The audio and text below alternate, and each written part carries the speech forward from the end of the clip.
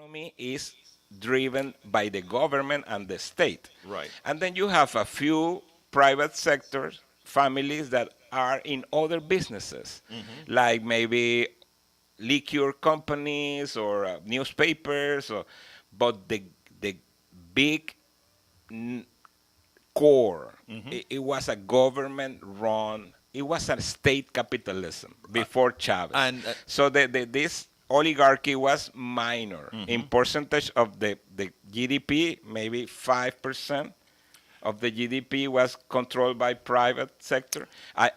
Right now I see that as a terrible thing. Hmm. You need the people being the owners, Hmm. not the state being the owner. Okay. But it was that way before Chavez. Let me ask you, because I want to query, because I want to make sure, and we're friends, so Of everybody course. yeah, we're Yeah. buddies.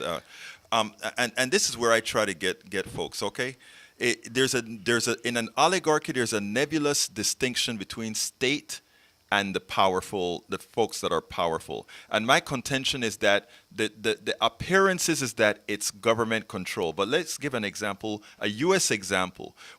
Everybody talks about government is bad and government is running all these things, when in reality it is private contractors working for the government that seems like it's the government. And those that are ripping us off often, even though we talk about what government is doing, is actually the contractors for the government in cahoots with the leadership of the government that is screwing us all. Yeah, I'm not going to agree or not I think you should, though. about if this is good or bad. Yes. But I understand that Right. when the government is not the owner and the private sector is stronger. But that wasn't the case in Venezuela. The Mhm. case in Venezuela is that the two parties, Right.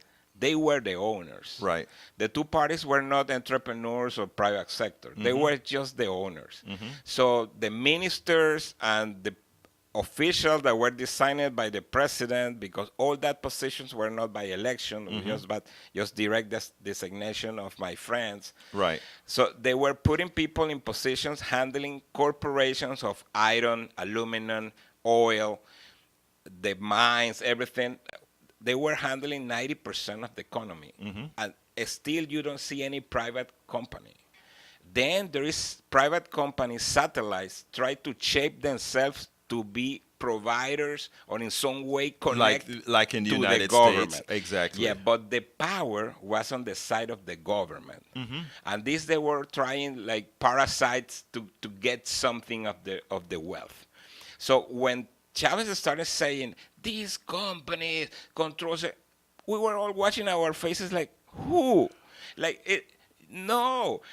But in the international spectrum, it sounds like very logical. Oh yes, of course, that's what's going on in Venezuela. We say, no, you got to come here. You got to understand. What happened is that now the previous two parties that nobody likes Right.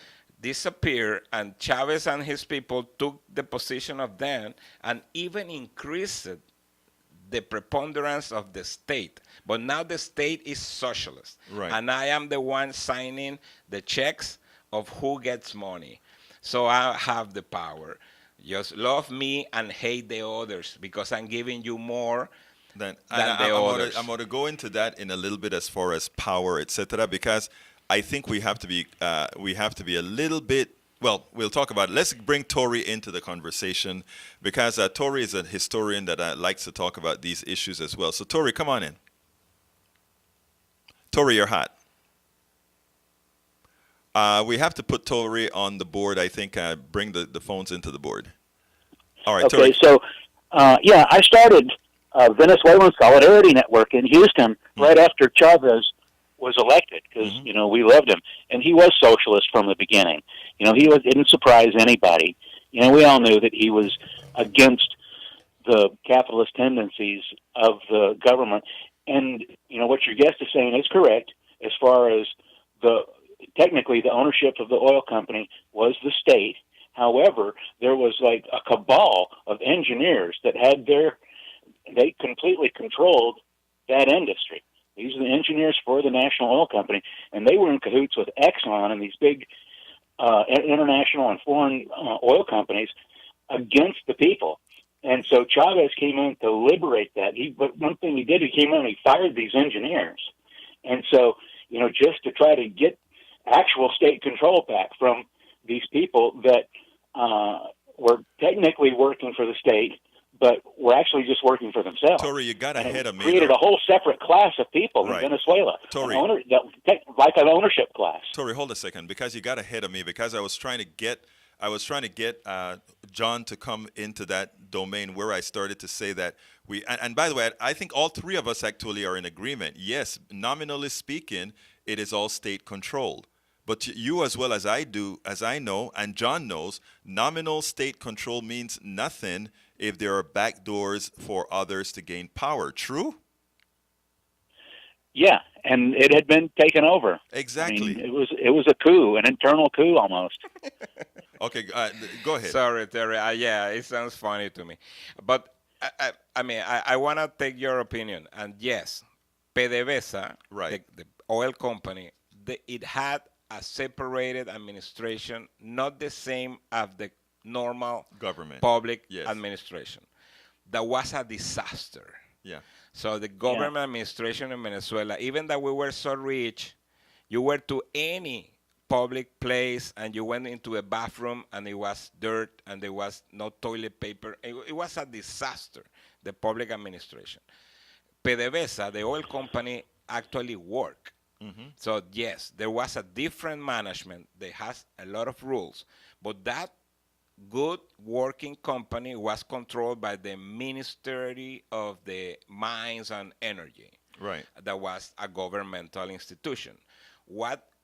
And PDVSA, the oil company, had a board, and they had to present every year. They went to Congress to present the balance of the results, and all the profits of the company were going to the government, which as it should. So, and with whatever all the narrative that there was a coup and taking control, that money that went to the government, even after paying their salaries, they got good salaries, but after all of that, Venezuela was the richest country and was receiving the most money that any other country has received from oil in the story of the humankind. Yes. So it wasn't true that they were stealing the money, that all the money was being handled finally by the government, all the profits. Yes. Can I jump in for a second? Yeah, it has a lot Barry. to do with the management, because the foreign companies had the controlling interest, and like 51%. And it's not just about the profit; it's about the management. How things are going to be done. Before 1974, Terry, yes, we had like Creole and ExxonMobil and Shell, and the actual international companies was there. Then Carlos Andres Perez, that's my guy, central left party, nationalized the oil. Right, which he should have, yes. All the assets and refineries and everything now was owned by the national corporation called PDVSA. Mm-hmm. So from that moment on, we still had some contractors, AFES Schlumberger and all the drilling companies that were offering their services. But they were not the owners and they were not the managers. They were just providers to the big company called PDVSA. And PDVSA developed an own style or culture of management, very good. And it was, a lot of auditors and all the eyes of the world, of the whole country, was making care that they didn't steal the money. But after, I can remember distinctly when Exxon pulled out. This is after Chavez had got elected, and they wanted 51% control, and Chavez was like, "No, Venezuela should get 51% control," and that's where it cut. That's where. After Exxon pulled out, that's when all the sanctions happened, and it was all about this 49-51. Who's going to get controlling interest? And it was Exxon that demanded the 51% control. I remember that well, but it's deeper than that, because what he's referring to is that there was some fields, oil fields, that were in concessions is to be operated with external companies. and there was a 50-50 agreement with those concessions, and then 51 or not 51, but I mean it was peripheral. It was contractors. It was this field is conceded to this company. That was not that they were owners of any kind of the PDVSA corporation. I want to make a statement here, though, because I mean, there's this fallacy, right? I bring in people from government, local government here to speak all of the times, and these are people who want to be in government, and these are people who want to do a good job in government. I think it's a fallacy to believe that inherently the private sector works better than the government. You can have bad government and you can have bad private sector. Yes. Right? And the thing about it is you should leave within the government what works best within the government and what works best within the private sector, where there's competition, etc., within the private sector. I find, however, that we as Americans, okay, those of us that are Americans, and you're included, we're all Americans now here viviendo aquí en los Estados Unidos, we have a tendency to just look at things in a black and white manner. Those guys are socialists or not. My contention is a lot of the pain that Venezuela is feeling right now. I'm not denying corruption. I'm not denying any of that. But it's a pain that we as Americans have placed on the Venezuelans for several reasons. Let me explain. That's another fallacy. I know, but let me explain. It's not a fallacy that there are a lot of sanctions against Venezuela right now. Yeah. That's a true. It's not a fallacy that Venezuela cannot spend its money freely so that it can participate in the international market. Those are facts that affect all of the people in Venezuela. It may affect a lot of it affects Maduro and all those guys a lot less than it affects the regular people. Okay, so when we apply sanctions because we want to have our way in Venezuela, we're not hurting neither the heads of government or the heads of the plutocracy. We are hurting the average Venezolano, and that's my problem. Yeah, my thing is like work. You don't try to change a country by making the country feel pain. And I feel this personally because this is what was done in Panama.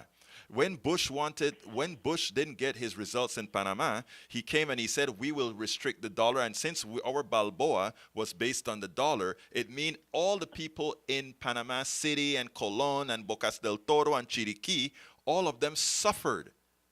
And that's what the big countries do to these people who decide to have a different model than they want. Perfect. So, but let me start with your initial question. Yes. So, socialism is a system in which the government takes control of the production means. That's communism. Democratic socialism communism is the ending. Is when the everything is supposed to be everything belongs to everybody. Exactly. And that there is no property anymore, and we are all happy, and we get everything we need, Right. and we provide everything from our capacities, and that's just an utopia.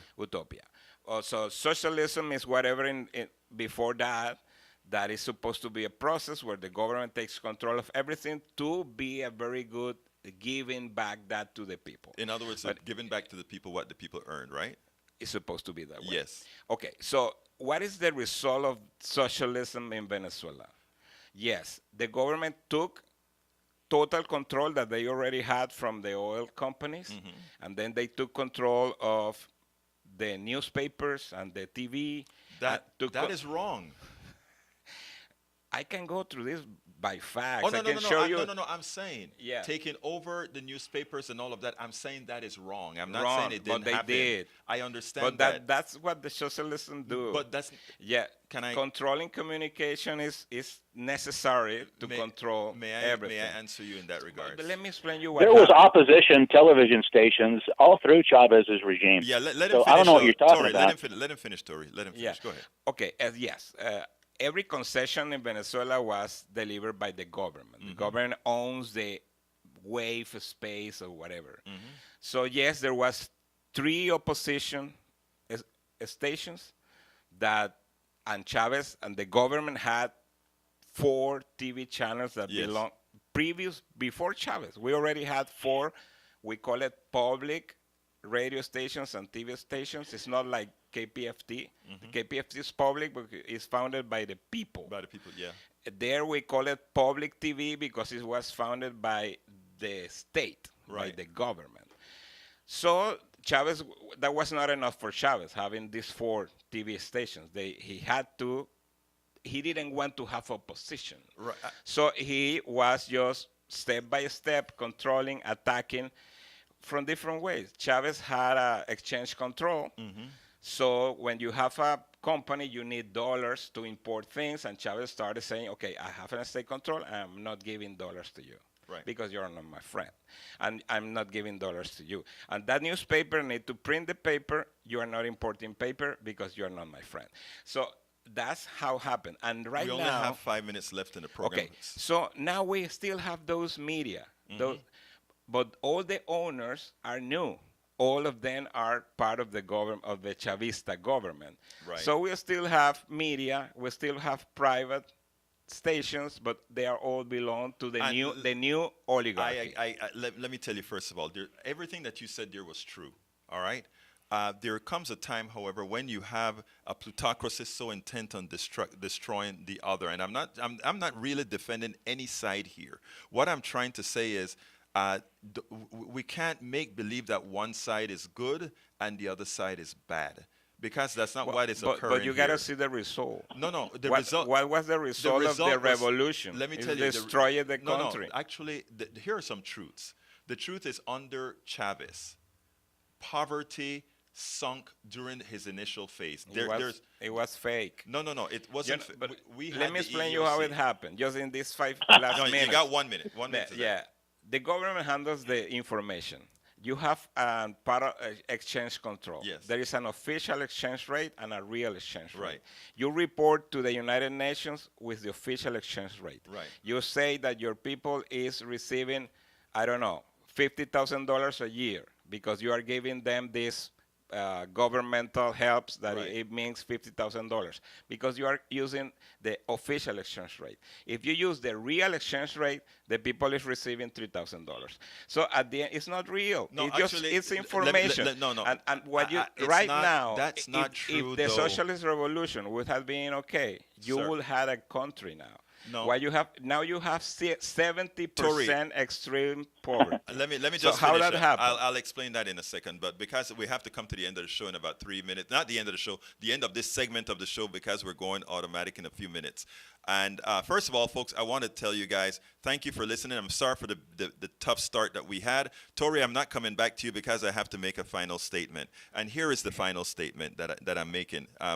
I want to have back into the studio with us when we have the full hour and when we don't have the problems that we had in the beginning to speak to you. But I want to end on this term right here. And this is very important. The truth of the matter is, the best answer to whether people are feeling better or less poor is talking directly to the people and all over this country, not to some show. Okay? And we had folks here on the left who did just that explained the differences between how they were doing between Carlos Andrés Pérez and Hugo Chavez. And in the beginning of the Hugo Chavez regime, etc., they were in fact doing better. They were becoming entrepreneurs themselves. A lot of the poor people that were never given a chance by any banks or anything, they did better. That's all I'm saying.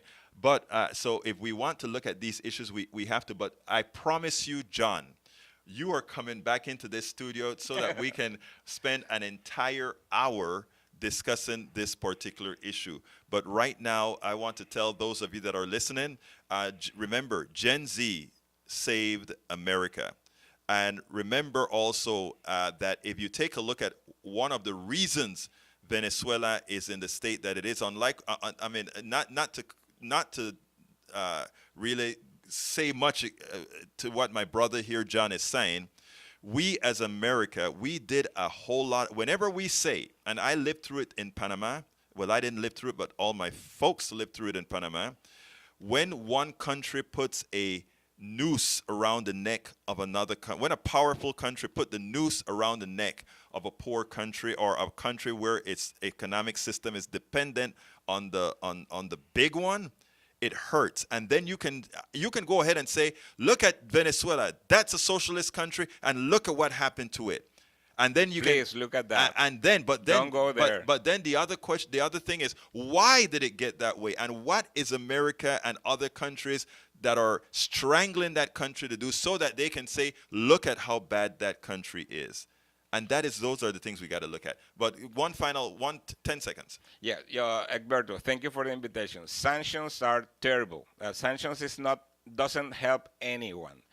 But Venezuela destroyed itself. We destroyed ourselves. It wasn't the sanctions. The sanctions just don't help. Right. But their destruction is ours. We don't need. We are not blaming the United States for any wars.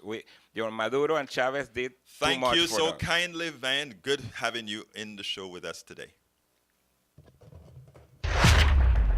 I wrote 3